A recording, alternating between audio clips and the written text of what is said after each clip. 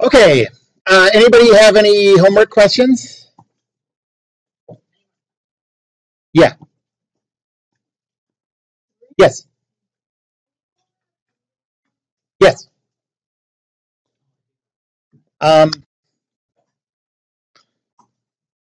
Number 3.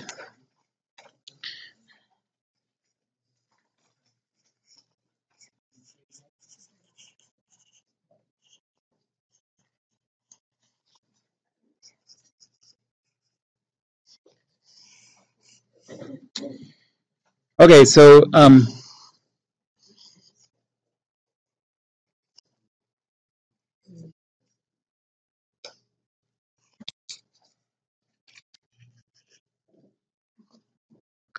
okay, don't say anything. I know a pendulum wouldn't do that. It would be lower here.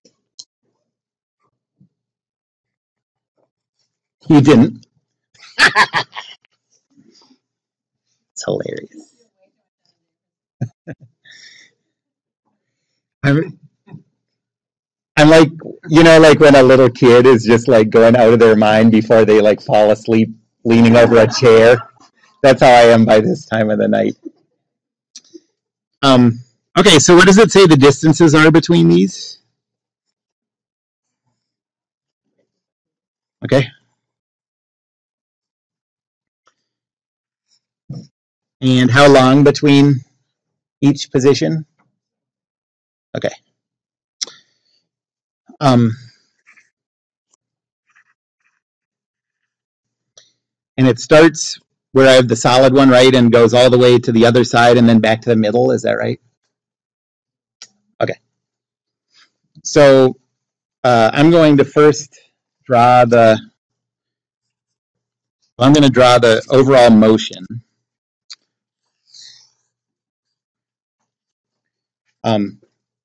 So this is what happens that it doesn't have anything to do with choices of zero positions. Like if there was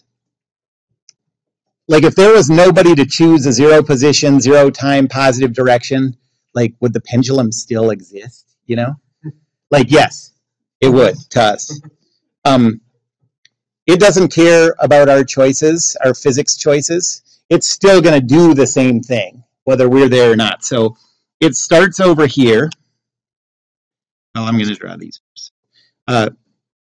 There's 0.25 meters between those two and 0.25 meters between those two. And that has nothing to do with a physicist watching. And the pendulum starts here, goes here in 1 second,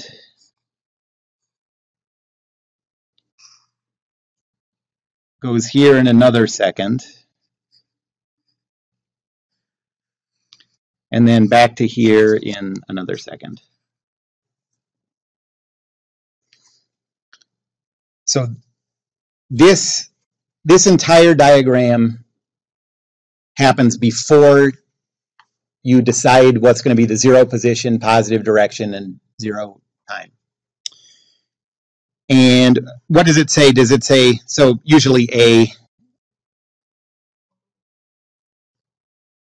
oh, all the way back. Okay, so there's one more.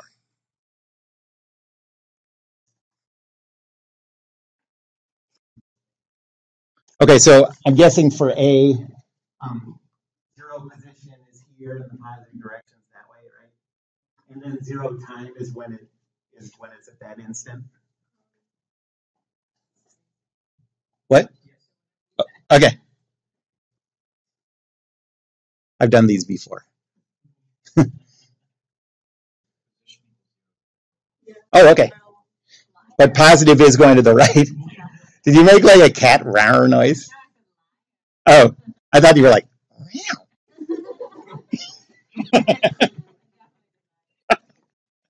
You should try it sometime.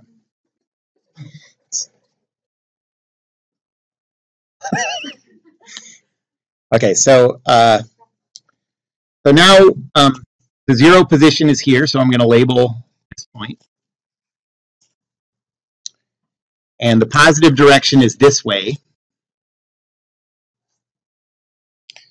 So the easiest point to label, the easiest point is 0, and the second easiest is if you go 0.25 meters, if you start at 0 and go 0.25 meters in the positive direction, you end up at positive 0.25. So the label here is positive 0.25 meters. And then the label for this one, you start at 0 and go 0.25 meters in the negative direction. So the label here is negative 0.25.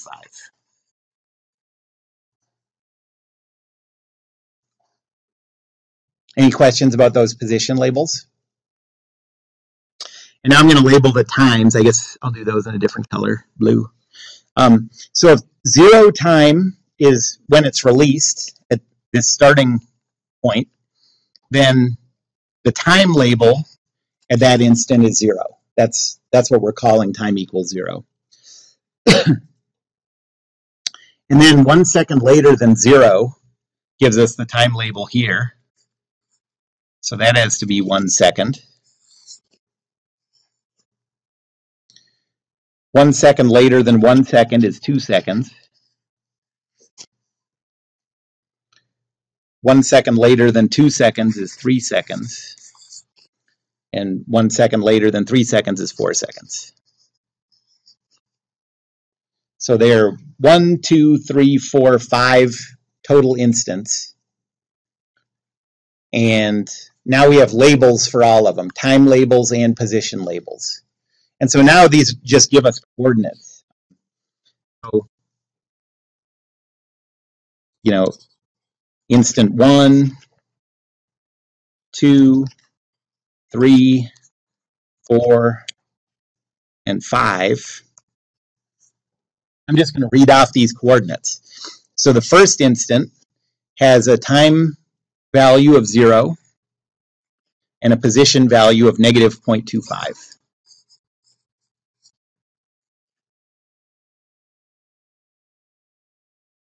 You follow?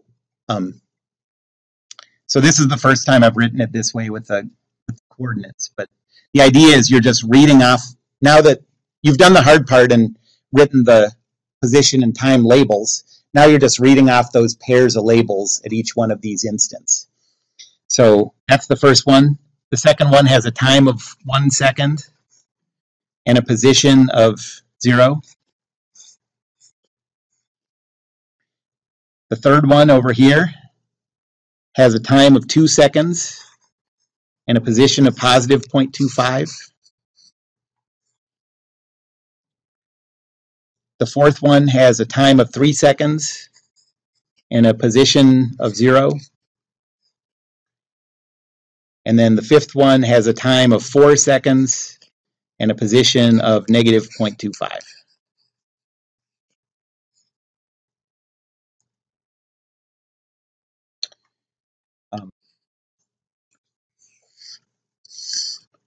On the graph, vertical is always position, horizontal is always time. And so the times we're going to have are 0, 1, 2, 3, 4 seconds. I'll just break that up like this.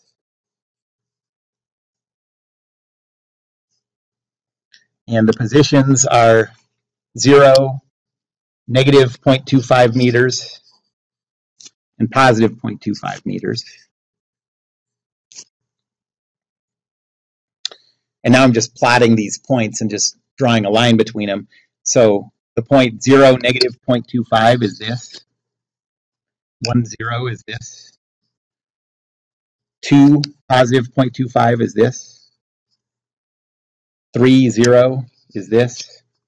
And 4, negative 0.25 is this. And so if you want to just draw straight lines from one to the other, that's fine with me. But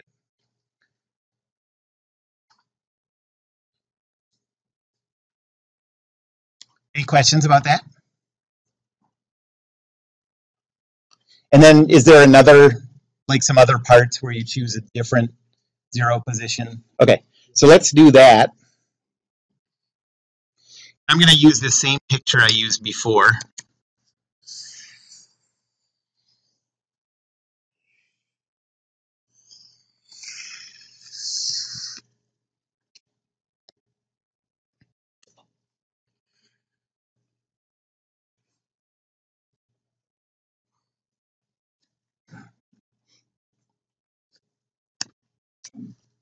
Okay, so part B, and I'm going to erase all the stuff that depends on your choice of zero position, positive direction, and zero time. So that's all of these labels at the different instants. So that's, I erased all the time labels. I erased all the position labels. And now we just have the stuff that describes the motion. It doesn't have any dependence on what we choose as zero positions and zero times and positive direction. Anybody have any questions that can help me clarify that idea? Okay, so now for part B, what do you choose as the zero position? Okay, so, and what's the zero position? Oh, at the left, okay. And then what's the positive direction? To the left, okay. Okay, so if positive is this way, then to the right is negative. So if you start at 0 and go 0.25 meters to the right, what's the value you're at? Okay, so let's do the positions first and then we'll do the times. So go 0.25 meters in the negative direction from 0, you get negative 0.25. And then if you start at negative 0.25 and go another 0.25 meters in the negative direction, what's the label here? Yep, negative 0.5. I'm going to just call it negative 0.5, just to set of chemistry teachers.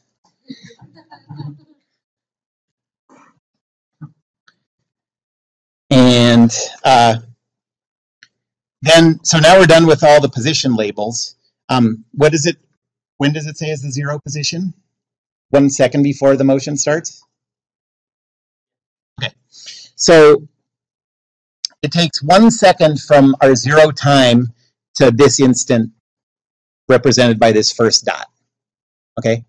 So if this first dot is the instant 1 second after 0, what's the time label here? 1 second. And so then what's the time label here? Yep. Yep. And we just keep adding, since it's 1 second between each one of these instants, we keep adding to that. Yeah. Yeah. Because it says we've chosen our zero time to be 1 second before this motion starts.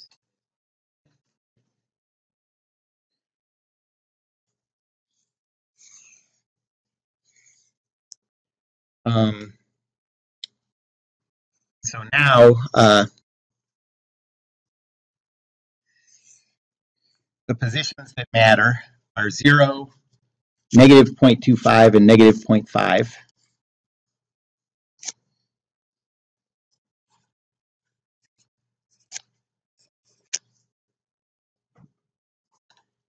And then the times that matter are 1 second, 2, 3, 4, 5.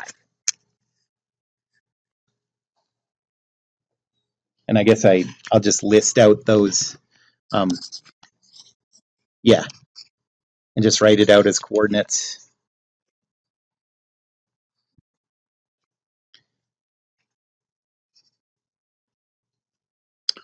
So instant 1 is this first dot, and this time the coordinates are, so the time is 1 second, the position is 0.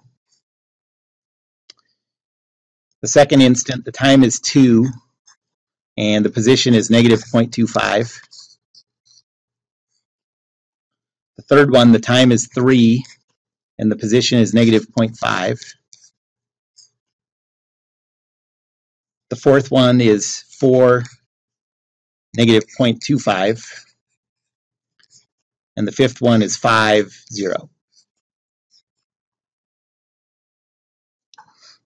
So starts here. The second one is 2, negative 0.25, 3, negative 0.5, 4, negative 0.25, and 5, 0. And so looks like that. No.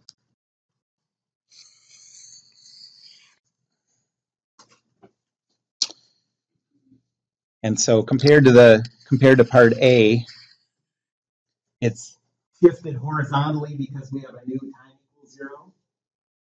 It's shifted vertically because we have a new position 0. And it's inverted because we switched the positive direction.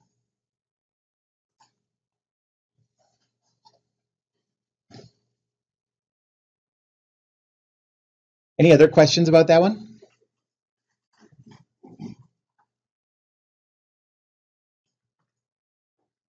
Okay. Any other homework questions? Would you do number 6, please? Sure.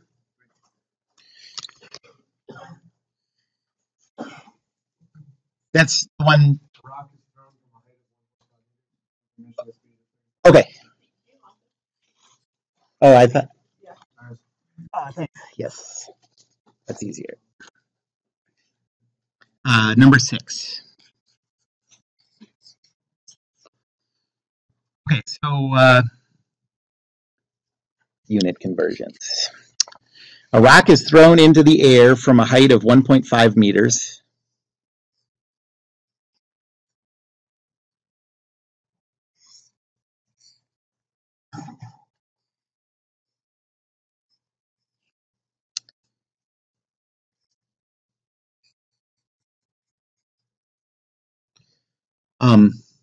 The initial speed is 35 feet per second.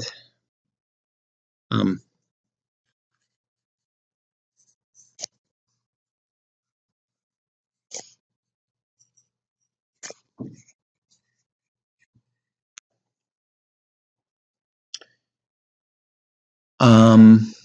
we want to know how high is it at its highest point.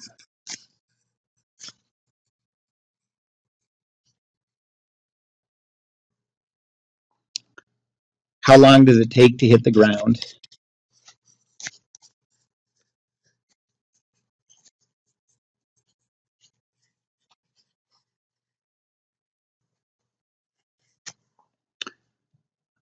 Velocity just before it hits the ground.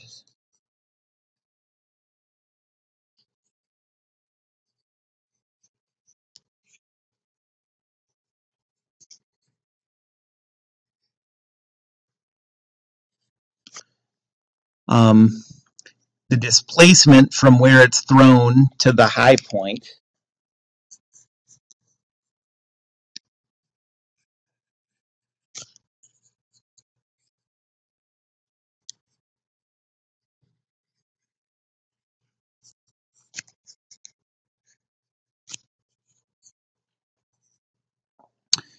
And the displacement from the highest point when it hits the ground.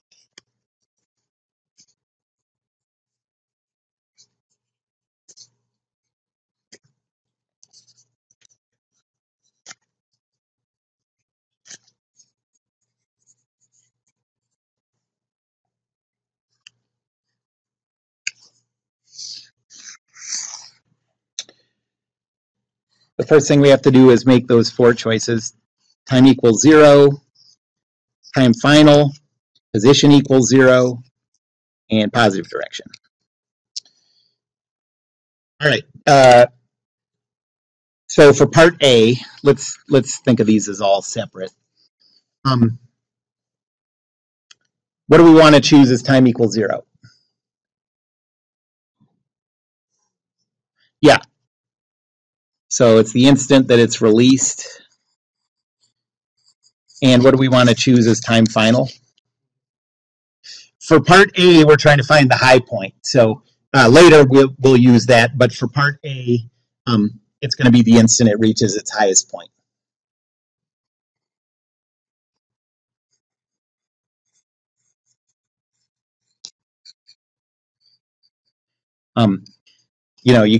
You can't solve for a variable that happens at a different instant than either your time equals 0 or your time final.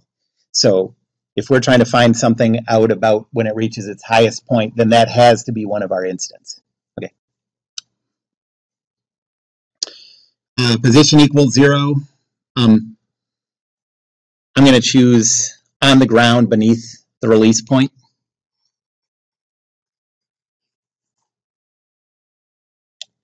And then the positive direction in free fall problems, I'd say just always choose positive up.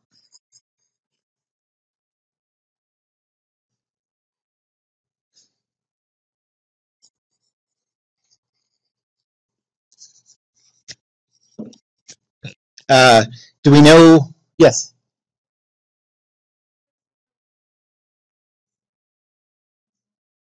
Okay, so yes, I could have done that, and a lot of times, so I could have chosen my position equals 0 to be the ball's position at time equals 0.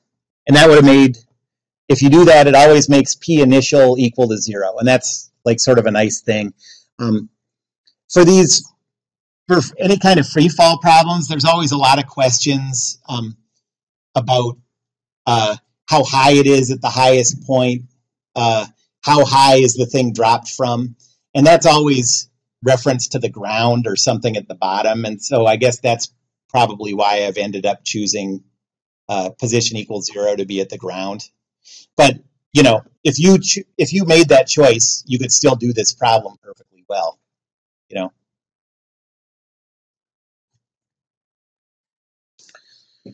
Okay, so do we know the elapsed time between when it's launched and when it gets to the highest point? No. If we can get by without it, is that all right? Yep. Do we know the position when time is equal to 0? Yeah, what is that? Yep.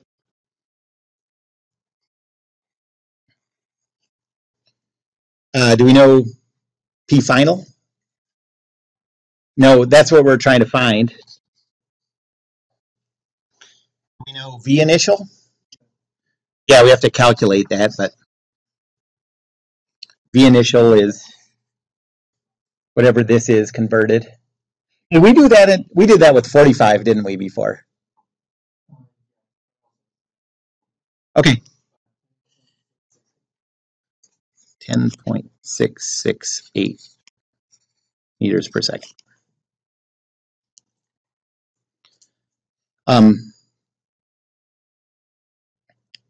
Do we know the velocity when it reaches the highest point? Yeah, so anytime it says highest point, that should trigger that instant velocity is equal to 0. It's like highest point is code name for velocity equals 0. Okay.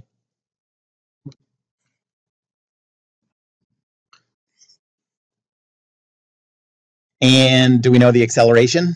Yep. All problems, you always get that one for free. So negative 9.81 meters per second squared. Okay, is there an equation that has PF in it and everything else in it is here? Yep, 2A times the quantity PF minus PI equal to VF squared minus V initial squared. So 2 times negative 9.81 meters per second squared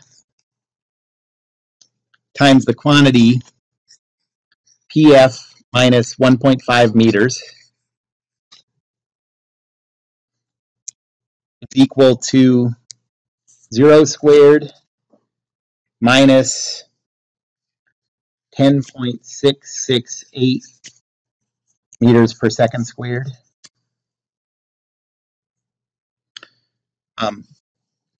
So I'll distribute all this through. Let's see.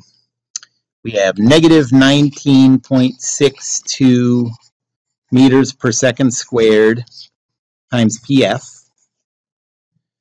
And then we have plus 29.43 meters squared per second squared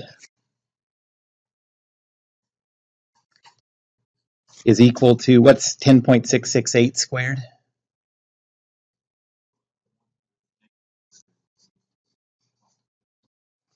806. And then you have to square the units too, so meters squared per second squared.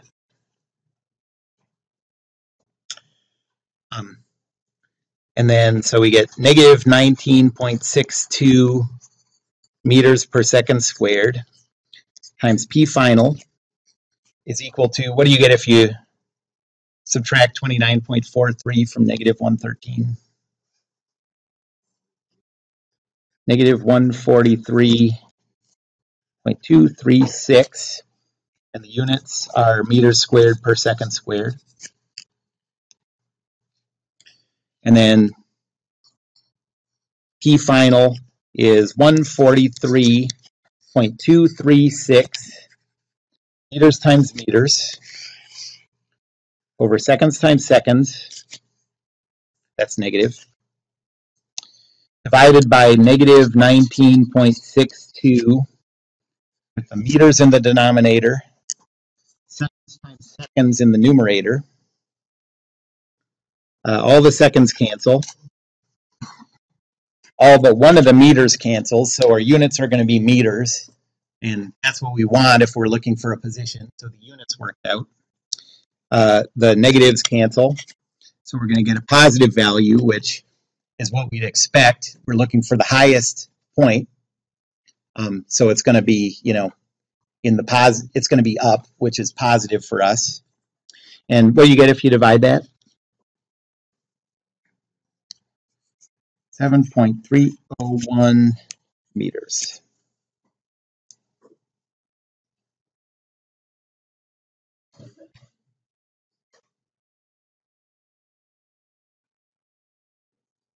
Any questions about that one?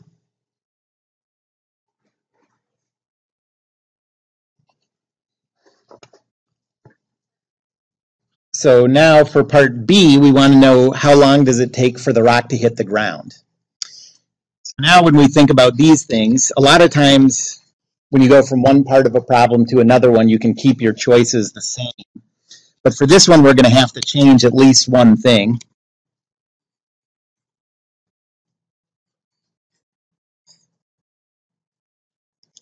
So what's the one thing we're definitely going to have to change? That's right. We're going to have to change what instant time final corresponds to, because we want to know something that happens when it hits the ground, and that's after our current time final happens.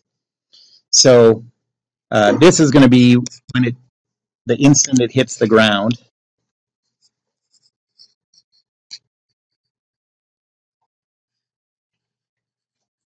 All the other ones will still work, though. So I'll keep this one the same, these the same.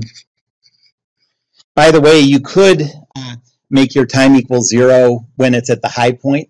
We now know enough stuff about what happens at the highest point to call that our starting point and calculate this. But, well, since we're trying to figure out an elapsed time from when it's launched, then you don't want to do that, because then you'd have to figure out the elapsed time from when it's launched to the high point and then add it to the, so don't do that.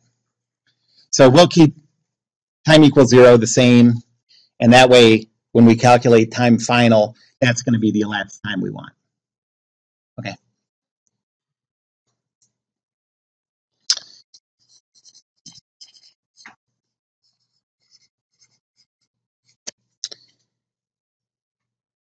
Do we know time final? No, that's what we want. Do we know the position at time equals 0? Yep, that's the same as it was before. So that's positive 1.5 meters.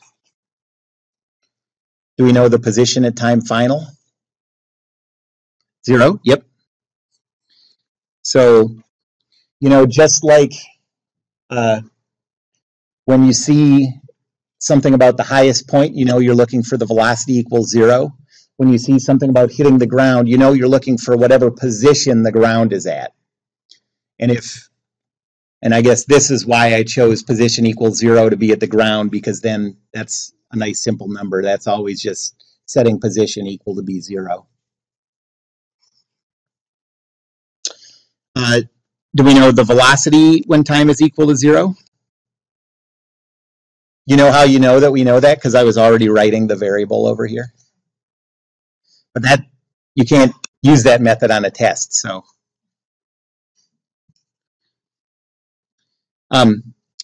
So that's 10.668 meters per second.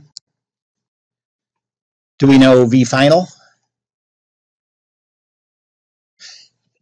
I heard someone whisper 0, so I'm going to mention this because that's a pitfall.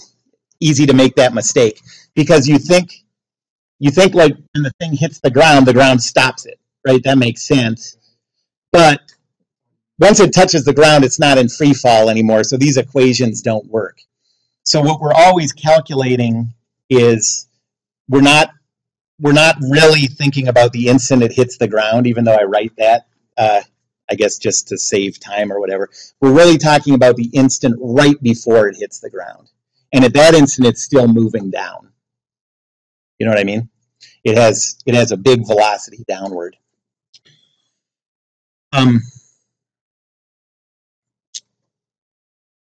So yeah, we don't know V final, and then the acceleration is negative 9.81 meters per second squared. Is there an equation that works with this? I think we're going to have to use the quadratic formula on this one.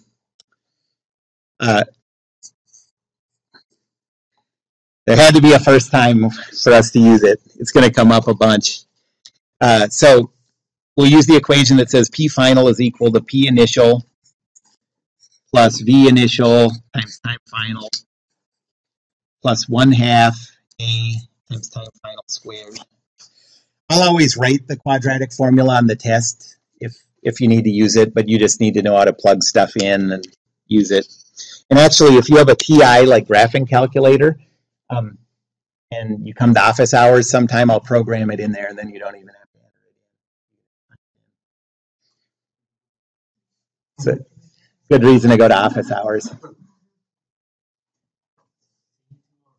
Yeah.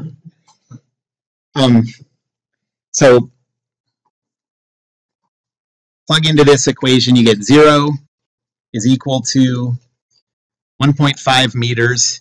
Oh, and these ones where you have to use the quadratic formula, that's the one kind of problem where I would say I'm not going to mark you off for not carrying your units calculations through. I'll write it out with all the units, but once you see that you have to use the quadratic formula, just bag the units and just deal with the quadratic equation. Okay. You know what I mean? So V initial is 10.668 meters per second, and then that's multiplied by T final.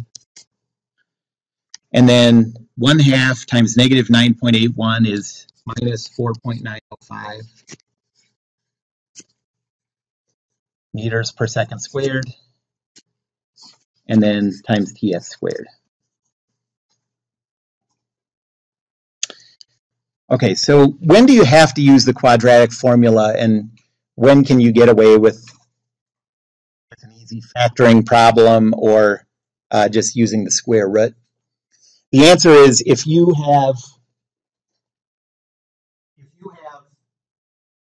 your variable squared, and you have your variable linear, and you have a constant, you really can't get around using the quadratic formula. Now, you just do the quadratic formula. It's the easiest way to go with it. And so remember, the way that works is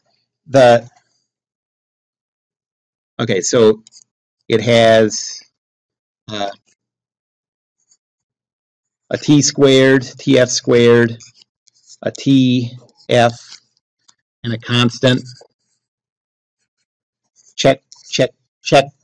And so that tells you use the quadratic formula.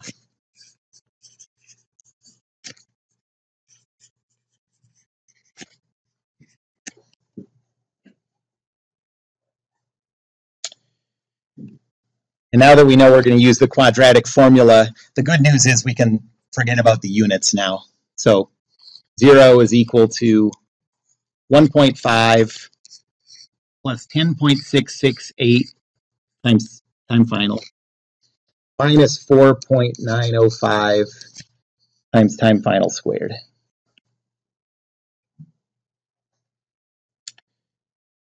And so take the coefficient that's multiplied by your variable squared.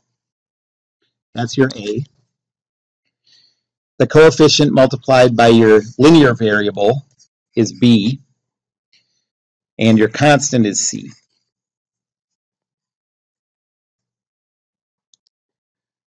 Then the solution is, the quadratic formula says negative B minus, make that capital, plus or minus square root of all this, B squared minus 4AC, and then everything's over 2A. So entering that in is sort of a pain. So for us, that means there are two possible solutions. That plus or minus means there are going to be two solutions almost all the time. So negative 10.668 plus or minus the square root of, you just told me what that was squared,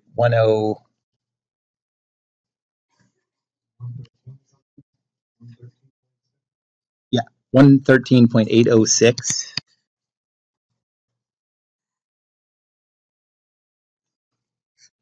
$113.806 minus 4 times negative 4.905 times positive 1.5. And all that's in the square root. And it's all divided by 2 times negative 4.905. Okay, so first, what's negative 10.668 divided by negative 9.81?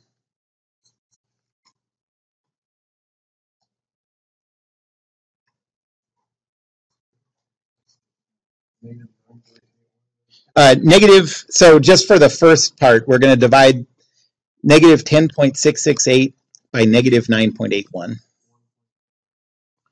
0.87. And then we have plus or minus. So now, I guess I don't know. What's this whole square root thing? And then might as well just divide it. So the whole square root thing divided by 9.81 or negative 9.81.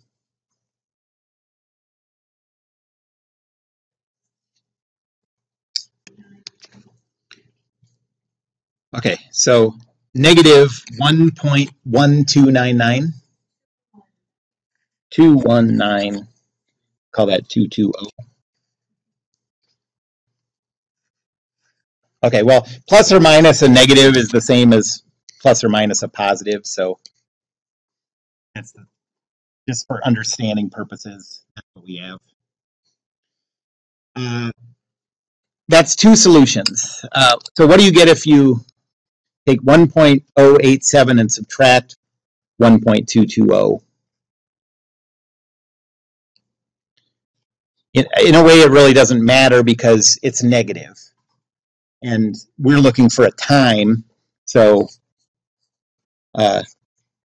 times can't be negative. But did you do that anyways? Okay, what is it? Yeah, Northfield.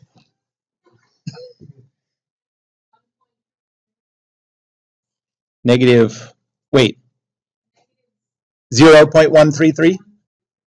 0.133. And then what do you get if you add those? 2.307. These are seconds. And times can't be negative, so we won't take that one. We'll take this one.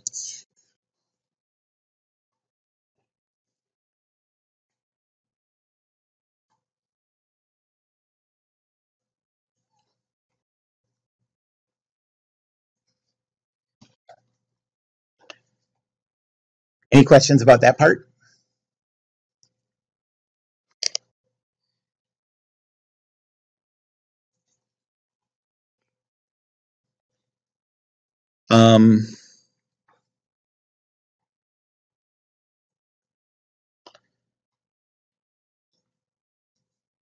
I'm thinking, I mean, this is a good problem.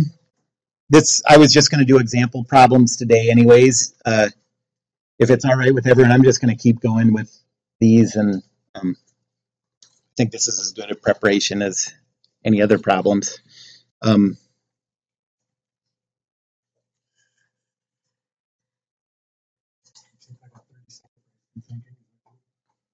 Yeah, I'm going to keep talking, but you're always welcome to do that.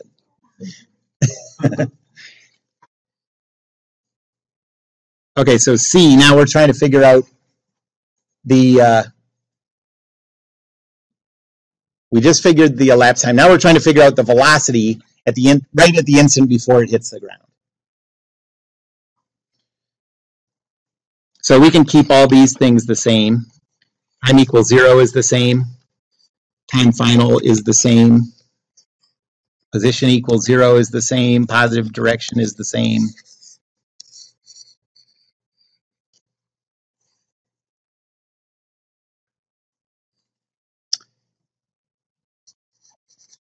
And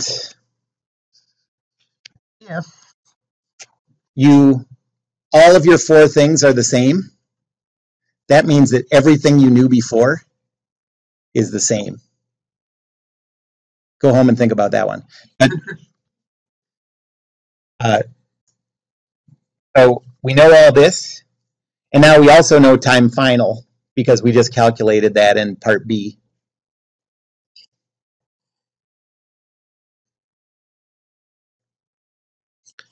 So PI is 1.5 meters. Well, now we know the time. Let me put that first. Okay, so time final is 2.307. P initial is 1.5 meters.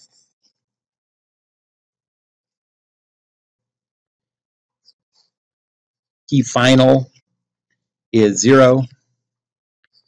V initial is 10.668 meters per second. V final we're trying to find. And acceleration is negative 9.81 meters per second squared.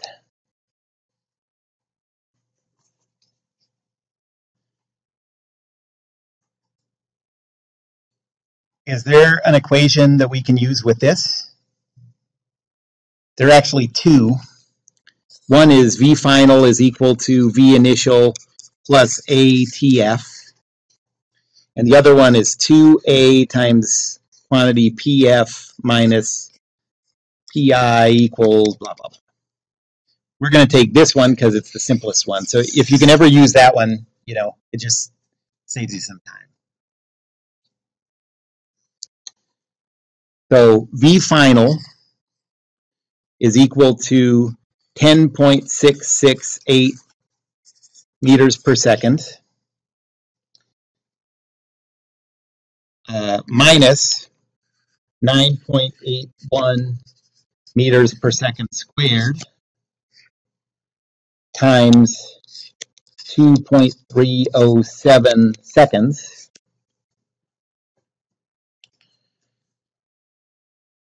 This seconds cancels one of those seconds. And so we just have 10.668 minus 9.81 times 2.307. Can someone calculate that?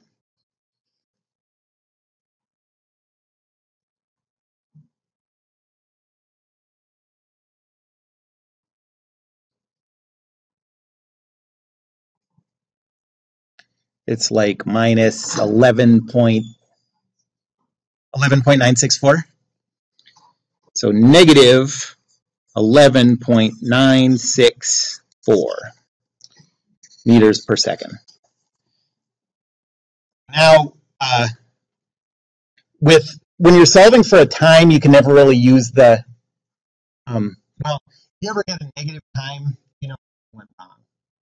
Usually, often you're choosing your time based on which one is positive.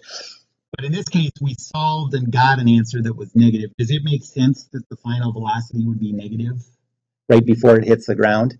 Yeah, because it goes first up, then it's going down, which is our negative direction. So that makes sense.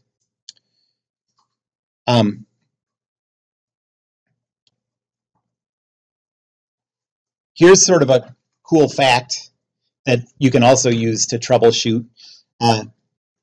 If something goes straight up into the air, when it goes up and on the way back down reaches the height that it was launched from, it has the same speed and the opposite direction.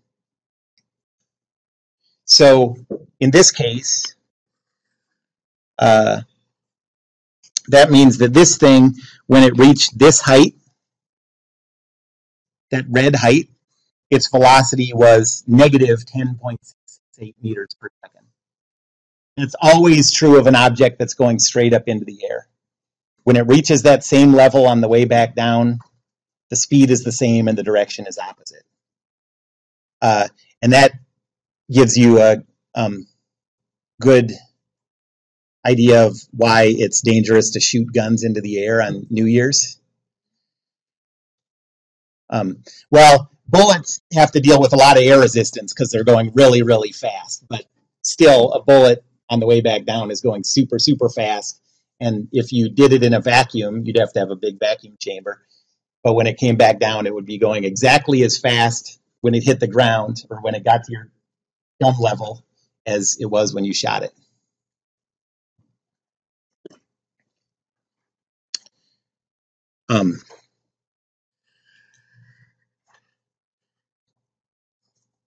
Any questions about that one? Let's do one more part. Let's do one of the displacement questions, and then I want to do another example that just gets at something I wanted to bring up. Part D. Oh, okay. Yeah. Okay, so part D says the displacement from where the thing is thrown to the highest point.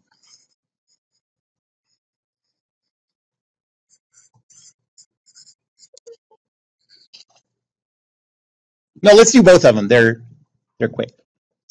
So the displacement, remember, is the later position minus the earlier position. So what happens later in this? The thing is thrown or the thing gets the highest point? Highest point is later, so we're going to have the height at the highest point. What was that, like 7.3? So 7.30 meters minus what was the position at time equals 0 when it was thrown? Yeah, 1.5 meters. And so the displacement is 5.80 meters.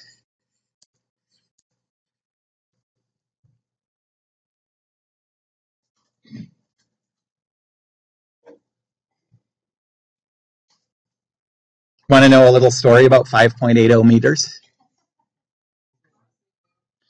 My good friend was a super good pole vaulter at the U of Minnesota, and then was a professional pole vaulter after that. And he is still, like we're old now, so it's been a long time since he competed, but he is still the only person in the history of the U.S. Olympic trials to jump 5.80, pole vault 5.80 meters and not make the Olympic team. Because 3 people, it's the only Olympic trials ever where 4 people cleared that high. I know, doesn't that suck? Yeah, it does. Okay, that's okay. I'm a professional. I'm going to work through this. Um, so now, what's the displacement from the rock's highest point to the ground?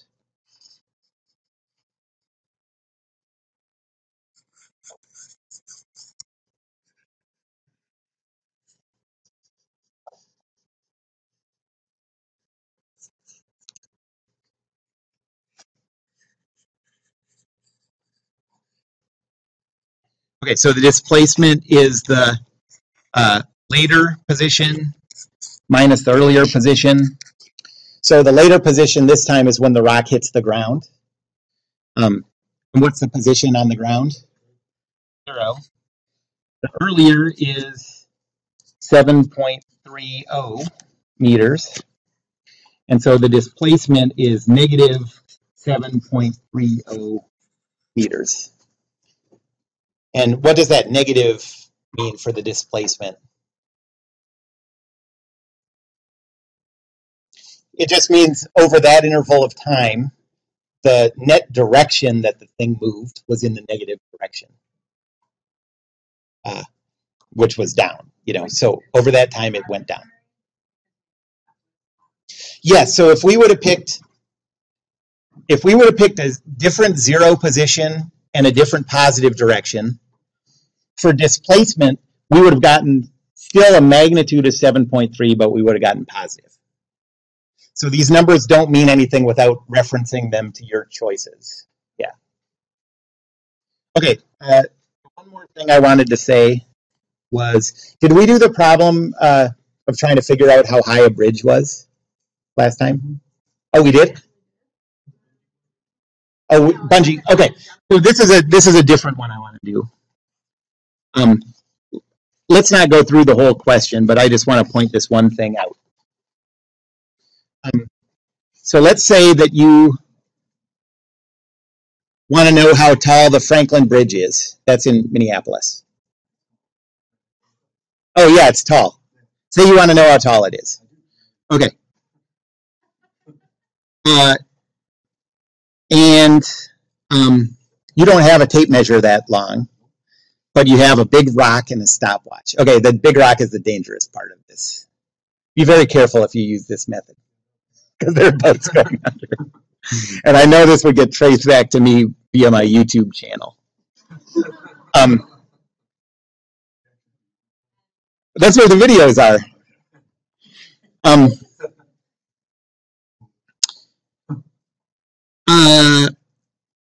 So how can you use a big rock and a stopwatch to figure out how high the bridge is?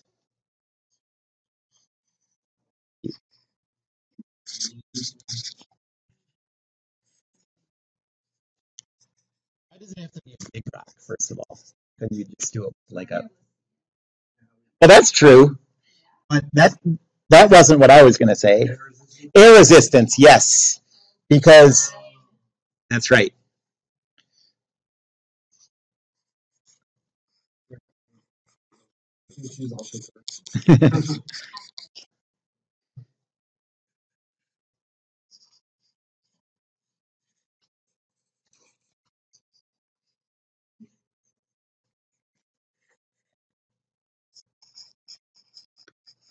Okay, so say that you time it, and the elapsed time, I'm going to just give an elapsed time.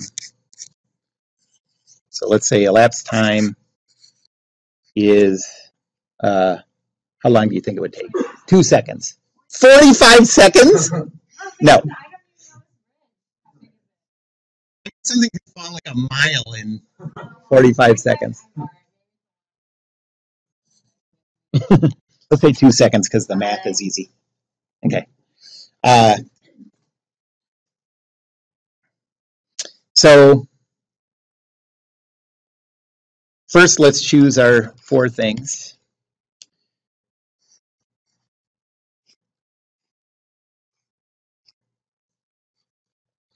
I'm going to choose P equals 0 to be the water. Positive direction up because it's a free fall thing. Time equals 0 is the instant it's dropped. Time final is when it hits the water.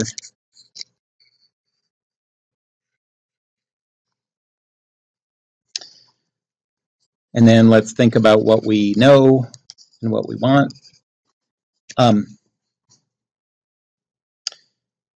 So do we know the elapsed time? Yes, that was given. Time final is 2 seconds. Do we know the initial position? No, that's what we're trying to find, actually. Figure out how high, what the position of the rock was when it was dropped. Do we know P final? Yes. Yeah, and we chose that as our 0 position. So P final is equal to 0. Do we know the velocity when it's dropped? This is the point I want to make. Yeah. That's an acceleration. We know the acceleration, but the initial velocity is 0. And that is because the instant something is dropped,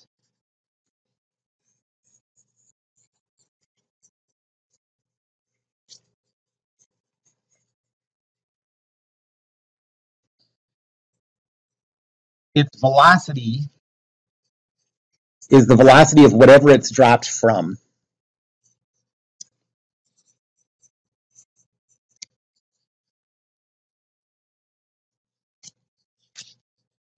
And we're going to use that fact a bunch of times. So if you drop something out of a car window, at the instant you let go of it, its velocity is the velocity of the car, because you dropped it out of the car.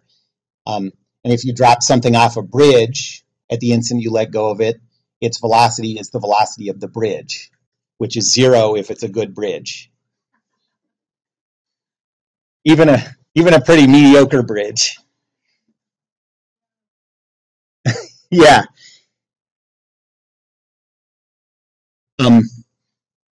So that's an important fact. And final velocity, we don't know.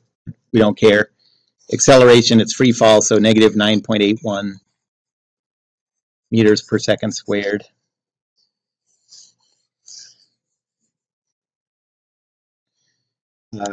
And so is there an equation that'll work with those?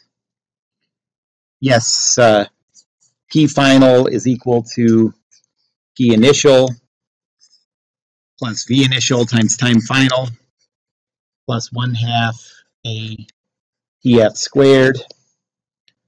So 0 is equal to P final plus 0 minus 4. What? Yeah, V initial is 0. No, I didn't.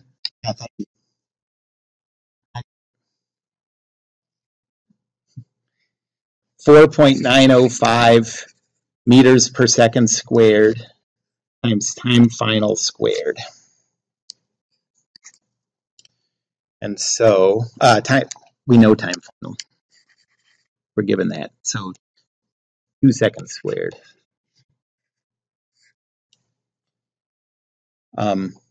And so that says that 4 times 4. So PI ends up being, I think it just ends up being 19.62 meters. The Franklin Bridge is way higher than that. Maybe it is 45 seconds. I don't know. I should have. I know that I've dropped things off that bridge, actually, and I've never waited 45 seconds for it to hit the water. I don't know. It seems like I shouldn't do that now that I think about it, but I remember doing that in high school.